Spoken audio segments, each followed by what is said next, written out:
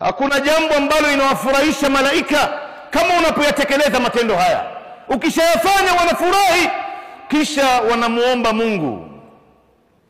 Mungu akusamehe, na Mungu akubariki, na Mungu akutie katika khairi yote ambayo ipo hapa duniani na kesho akhera, na Mungu akutie ndani ya rehema yake. Unajua, labda wewe ulikuwa hujui siku zote, kumbe mimi nikifanya matendo haya malaika wananiombea Mungu. Ulikuwa hujui. Sasa ukishajua, ndugu yangu, kuanzia leo usiyachukulie haya matendo kwa macho ya kawaida. Lazima uyaangalie kwa macho ya karibu sana, yasije yakakupita hata siku moja wala sekunde moja. Na wewe leo utaonaje raha, ndugu zangu?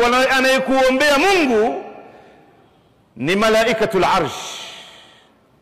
Katika dua na jumla ya dua ya malaika kwetu sisi ni malaika ambao wanaobeba arshi ya Mungu.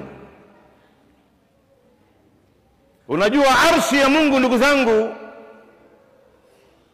ndo sehemu ambayo Mwenyezi Mungu Subhanahu wa Ta'ala yupo. Ar-Rahman ala al-arshi istawa.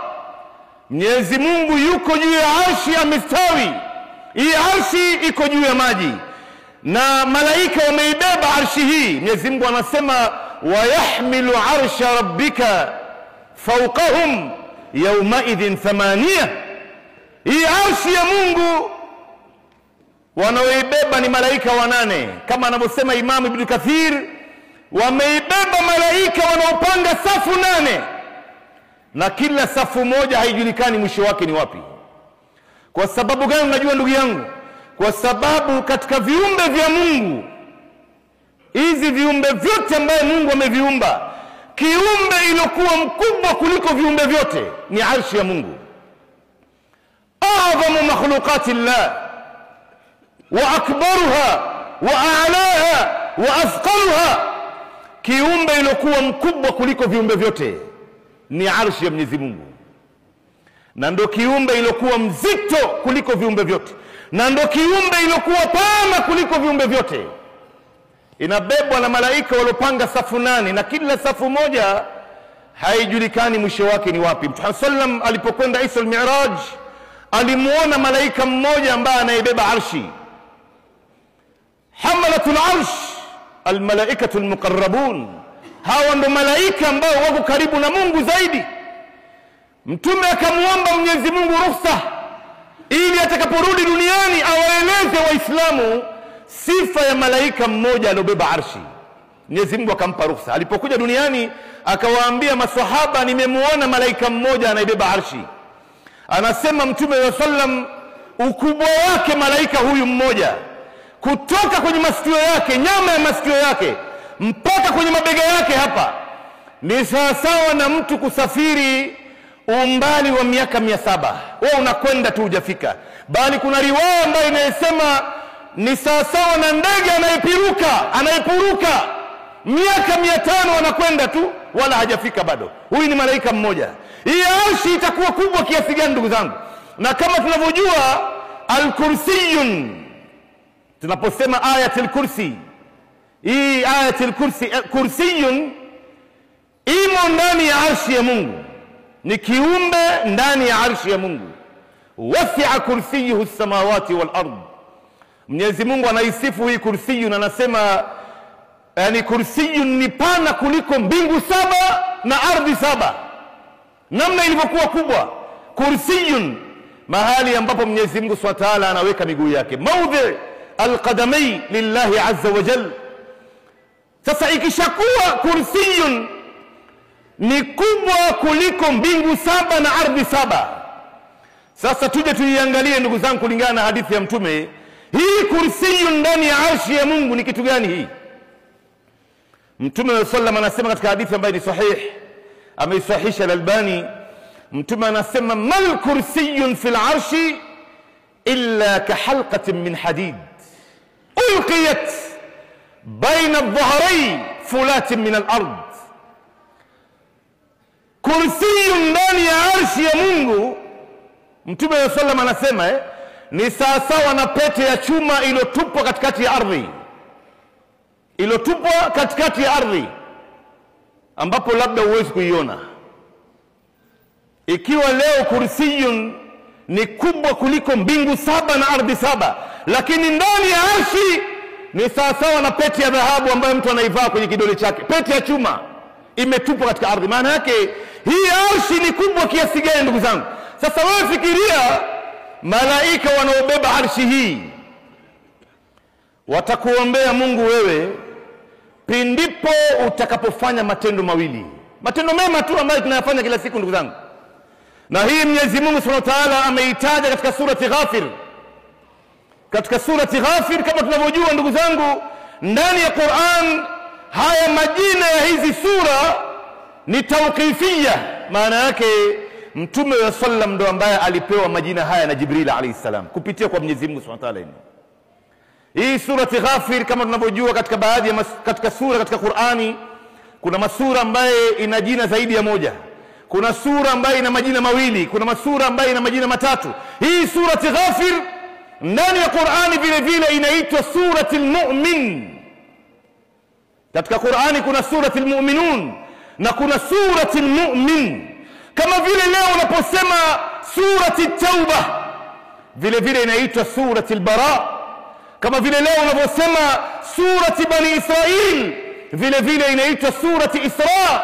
Kama vile leo unaposema surati An-Nasr, idha jaa nasrullahi wal fath, inaitwa surati An-Nasr, na vile vile inaitwa surati Tawdi'. Tawdi' maana yake hii sura imekuja kumuaga mtume, ndo sura ya mwisho surati An-Nasr iliyoteremka kwenye Qur'ani ikiwa nzima. Na maswahaba walipoona hii surati idha jaa imeteremka, walijua wakati wowote mtume anaweza kafariki akaondoka duniani. Sasa ndani ya surati Ghafir ambayo ni surati al-Mu'min, Mwenyezi Mungu anaelezea malaika wanawaombea waumini kwa sababu ya kutekeleza matendo mawili. Mwenyezi Mungu Subhanahu wa Ta'ala anasema alladhina yahmiluna al-'arsha wa man hawlahu yusabbihuna bihamdi rabbihim wa yu'minuna bihi ويستغفرون للذين آمنوا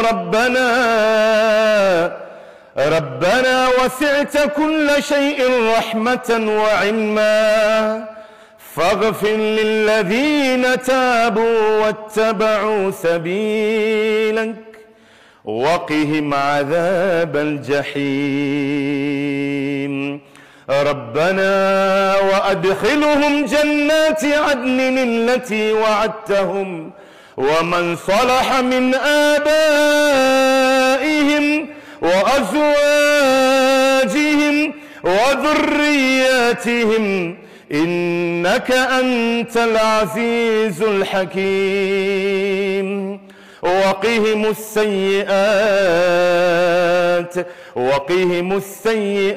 السيئات ومن تق السيئات يومئذ فقد رحمته وذلك هو الفوز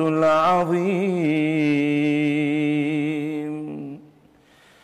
Yani katika hii aya ndugu yangu, ukifanya matendo mawili malaika watakuombea dua 5 tofauti tofauti. Mtu yoyote ambaye anayetubia madhambi yake, malaika wanamuombea dua. Mwenyezi Mungu anasema hawa malaikatul arsh wa man hawlahu, na walozunguka arshi ya Mungu, wanamuombea dua yule ambaye ametubia madhambi yake taubatan nasuha. Mtu yoyote ambaye anayetubia ndugu zangu, malaika watamuombea istighfar. Wanamwambia Mwenyezi Mungu faghfir lilladhina tabu, Mwenyezi Mungu tunakuomba uwasamehe wale ambao wametubia. Na toba maana yake kwanza ujutie yale madhambi ambayo unayafanya, kisha uache, ujivue. Maana yake si wewe leo unataka kufua kanzu nyeupe ndani ya matope ndugu yangu, itakuwa safi vipi? Unapotubia wacha ile madhambi ambayo unayafanya, kisha utie azma, mimi sitorudia tena milele. Hii ndo maana ya tauba. Kwa hivyo ukitubia namna hii, malaika watakuombea dua, na si dua tu hiyo peke yake, na yeyote ambaye anayefuata sheria ya Mungu, malaika naye watamuombea Mungu. Wattabau sabilak, Mtu yoyote ambaye anayefuata sheria ya Mungu, na sheria ya Mungu ni kufuata maamrisho yake na kuacha makatazo yake, malaika naye watamuombea Mungu, watamuombea istighfar na watamuombea rahma, watamuombea baraka na khairi zote na rehema yote. Kwa hivyo yote ambaye anayefuata sheria ya Mungu miongoni mwetu, ndugu zangu, kuna baadhi ya vitu ambayo tumekatazwa kufanya ukaacha, na kuna mambo ambayo tumelazimishwa kuyafanya ukayafanya. Pata kujua malaika watakuwa na kuombea Mungu pindipo unapoyatekeleza haya mambo ambayo Mungu amekuamrisha, na pindipo utakapokuwa unayaacha yale ambayo Mwenyezi Mungu amekukataza. Faghfir lilladhina tabu. Na si hayo tu, malaika wanamwambia Mwenyezi Mungu, kwa sababu wewe umetubia na kwa sababu wewe unafuata sheria ya Mungu, waqihim adhab aljahim. Mwenyezi Mungu tunakuomba uwaepushe na moto wa jahannam. Wama adraka ma naru jahannam ya ikhwata aliman.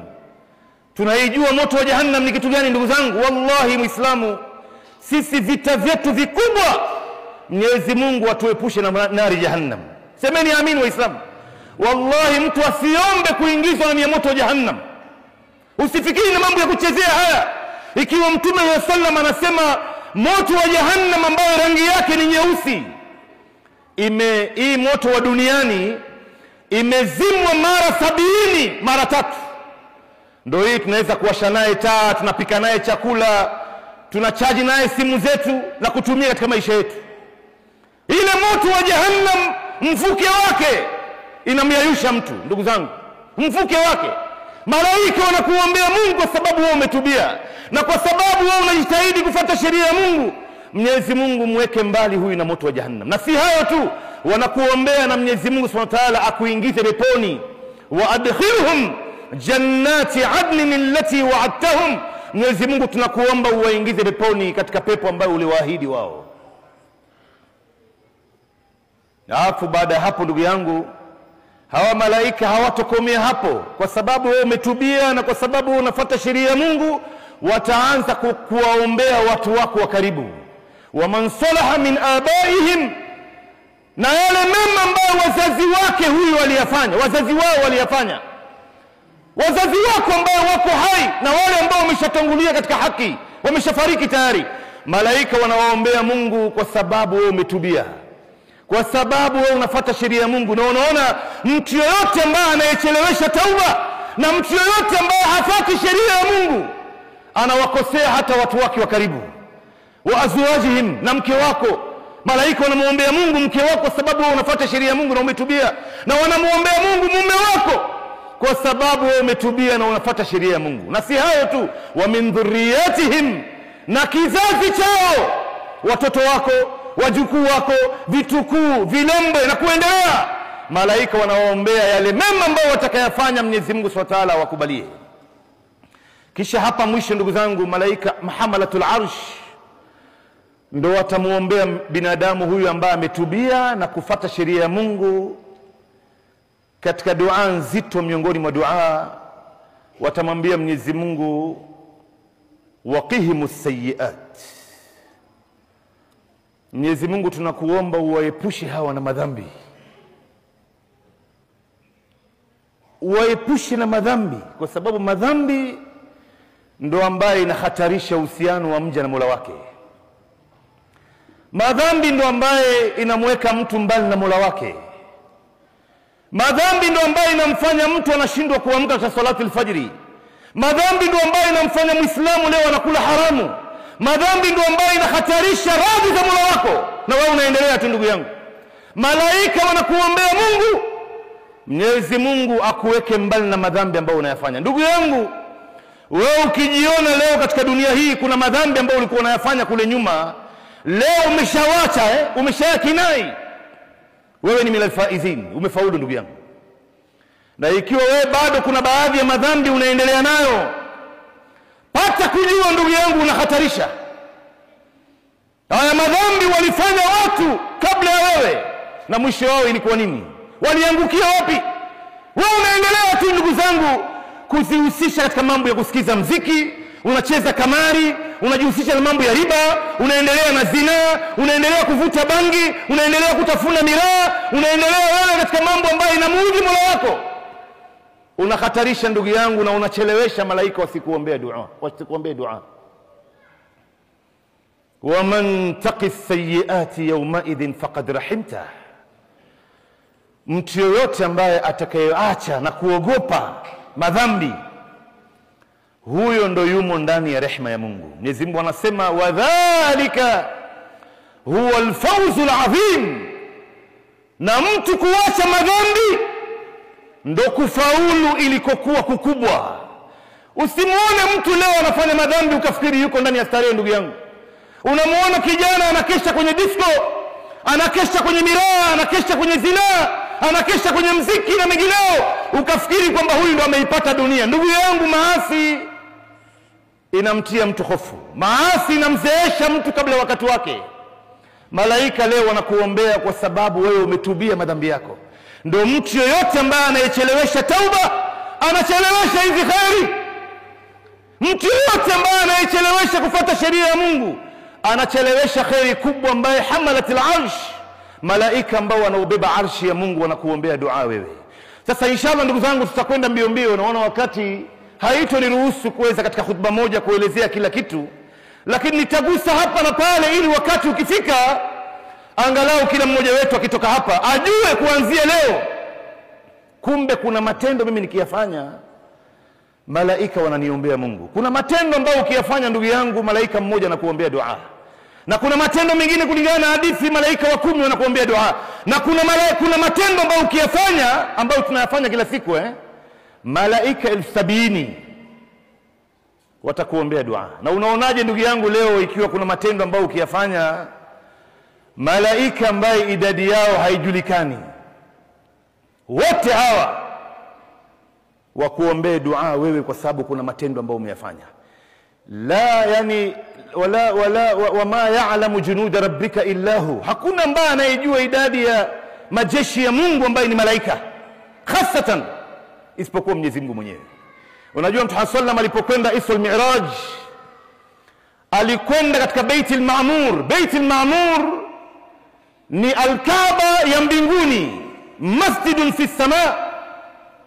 Mtume sallam anasema al-Baitul Ma'mur masjidun fi sama bihidha'i al-Kaaba law kharra la kharra 'alayha. Yani Baitul Ma'mur ni al-Kaaba ambayo iko katika mbingu ya 7, ni msikiti ambayo iko katika mbingu ya 7 na inalingana na al-Kaaba ya duniani. Mtume anasema lau kharra la kharra 'alayha, lau hii Baitul Ma'mur itaanguka duniani basi itaanguka juu ya al-Kaaba ya dunia. Lakini hii Baitul Ma'mur Mtume anasema tadkhuluhu 70,000 malak kila yawmin wa idha kharaju minhu lam yaudu. Kila siku toka mbingu na ardhi ilivyoumbwa, ndani ya hii Baitul Ma'mur wanaingia malaika 70,000. Wanaingia kufanya tawaf, wanaingia wengine kusali, wanarukuu, wanasujudu, wanamsabih Mungu. Na watakapotoka hapo hawa 70,000 hawatorudi tena mpaka kiyama itakaposimama, na kesho yake tena 70,000, 70,000, 70,000, 70,000 mpaka kiyama itakaposimama. Kuna idadi ya malaika wangapi ndugu zangu? Wewe fikiri ndugu yangu, malaika wote hawa wanakuombea dua wewe kwa sababu kuna matendo ambayo umeyafanya. Sasa jambo la kwanza ndugu zangu, katika yale ambayo Mtume sallallahu ametuelezea mtu anapoyatekeleza malaika wanamwombea dua, Mtume sallallahu anasema katika hadithi ambayo ameipokea Imamu Tirmidhi, hii hadithi ambayo ni sahih, Mtume anasema innal abda idha salla alayya sallat alayhi almalaika ma dama yusalli alayya falyuqill alabdu min dhalika au liyakthir. Yani hakika binadamu Muislamu atakaponiswalia mimi bwana Mtume sallallahu alaihi wasallam, malaika naye watamuombea dua maadamu anaendelea kuniswalia. Sasa ikiwa yeye atafanya haya kumswalia Mtume ni chache kidogo, malaika pia watamuombea dua kidogo, na akizidisha na malaika naye watazidisha. Ni wewe ndo ambao utaamua malaika wasimamishe dua yako juu yako pindipo utakapoacha kumswalia bwana Mtume sallallahu alaihi wasallam. Kumswalia bwana Mtume ndugu zangu, unapomswalia Mtume sallallahu alaihi wasallam malaika wanamwambia Mwenyezi Mungu, Allahumma ighfir lahu, Allahumma arhamhu. Kila ukimswalia na wao pia wanarudia. Ukimswalia mara 100 wanarudia mara 100, mara 200, mara 300, mara 1000. Wewe ndio ambao utaamua malaika waendelee kukuombea ama wasimamishe dua pindipo utakapoacha kumswalia bwana mtume. Na kumswalia mtume iliyokuwa bora ni kama mtume alivyowafundisha maswahaba ridwanullah alaihim. Ilipoteremka ile aya katika surati al-Ahzab, Mwenyezi Mungu anasema, inna Allaha wa malaikatahu yusalluna ala nabi ya ayyuhalladhina amanu sallu alayhi wa sallimu taslima. Hii aya ilipoteremka, maswahaba wanamfuata bwana mtume sallallahu alayhi wasallam, wanamwambia, ya Rasulullah, kaifa nusalli alayk, tukuswalia vipi ya Rasulullah, tukuswalia vipi? Ndio mtume anawafundisha namna gani ya kumswalia bwana mtume. Anawaambia, semeni Allahumma salli ala Muhammad wa ala ali Muhammad kama sallaita ala Ibrahim wa ala ali Ibrahim wa barik ala Muhammad wa ala ali Muhammad kama barakta ala Ibrahim